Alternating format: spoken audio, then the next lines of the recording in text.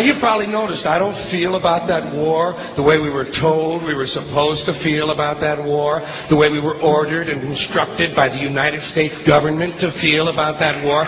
You see, I'll tell you, my mind doesn't work that way. I got this real moron thing I do. It's called thinking. And I'm not a very good American because I like to form my own opinions. I don't just roll over when I'm told to. Sad to say, most Americans just roll over on command. Not me. I have certain rules I live by. My first rule, I don't believe anything the government tells me. Nothing. Zero. Nope.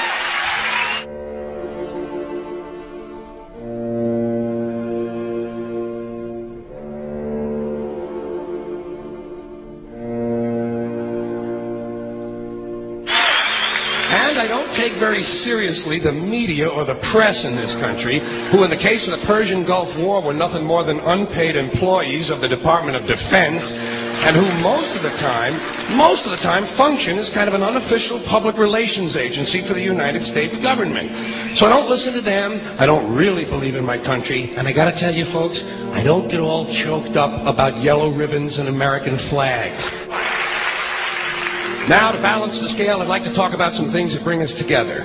Things that point out our similarities instead of our differences. Because that's all you ever hear about in this country is our differences. That's all the media and the politicians are ever talking about, the things that separate us, things that make us different from one another. That's the way the ruling class operates in any society. They try to divide the rest of the people. They keep the lower and the middle classes fighting with each other so that they, the rich, can run off with all the fucking money. Fairly simple thing, happens to work. You know, anything different, that's what they're going to talk about. Race, religion, ethnic and national background, jobs, income, education, social status, sexuality, anything you can do, keep us fighting with each other so that they can keep going to the bank. You know how I describe the economic and social classes in this country? The upper class keeps all of the money, pays none of the taxes. The middle class pays all of the taxes, does all of the work. The poor are there just to scare the shit out of the middle class. Keep them showing up at those jobs. Politicians know that word. They use it on you. Politicians have traditionally hidden behind three things: the flag, the Bible, and children. No child left behind. No child left behind. Oh, really? Well, it wasn't long ago you were talking about giving kids a head start. Head start? Left behind? Someone's losing fucking ground here. But there's a reason. There's a reason. There's a reason for this. There's a reason education sucks, and it's the same reason that it will never, ever, ever be fixed. It's never going to get any better. Don't look for it. Be happy with what you got. Because the owners of this country don't want that.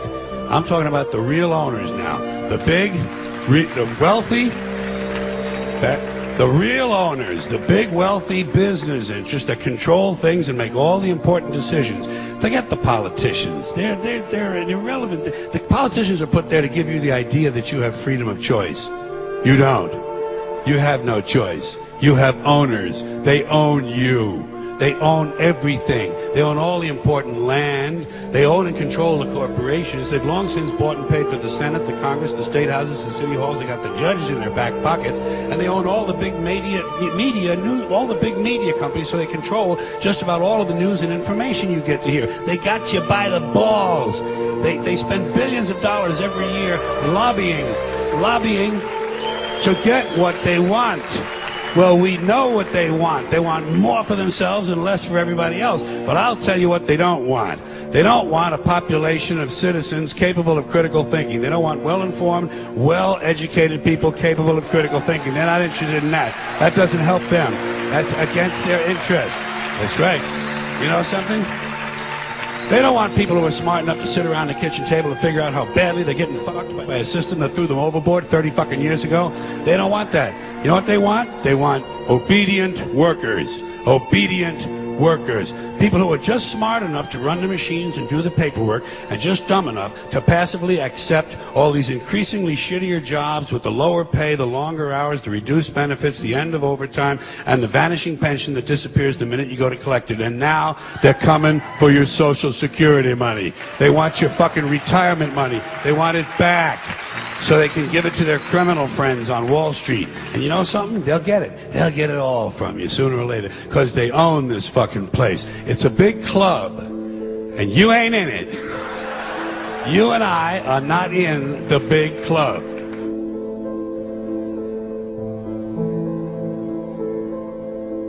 The greatest form of control is where you think you're free when you're being fundamentally manipulated and dictated to. One form of dictatorship is being in a prison cell and you can see the bars and touch them. The other one is sitting in a prison cell but you can't see the bar, you think you're free. What the human race is suffering from is mass hypnosis.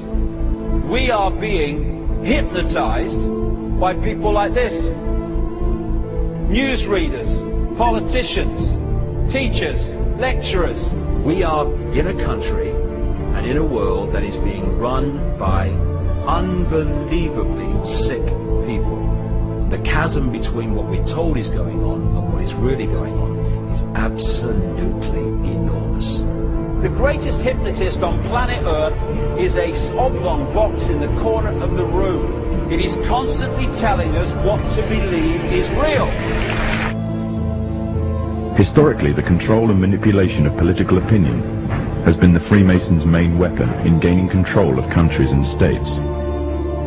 Once in control of the rulers and politicians of a country, laws and political structures could be changed in accordance with their agenda.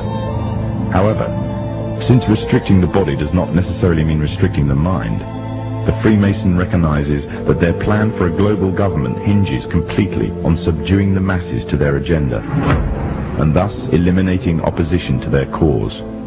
And the greatest threat to their plan, posing more danger than any army or law, is the threat of a free-thinking mind.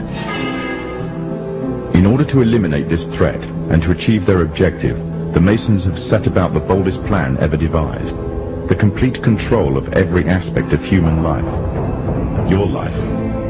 And the weapons they are using against you are in your very homes, entertaining you and your children, and gradually indoctrinating you without you even realizing.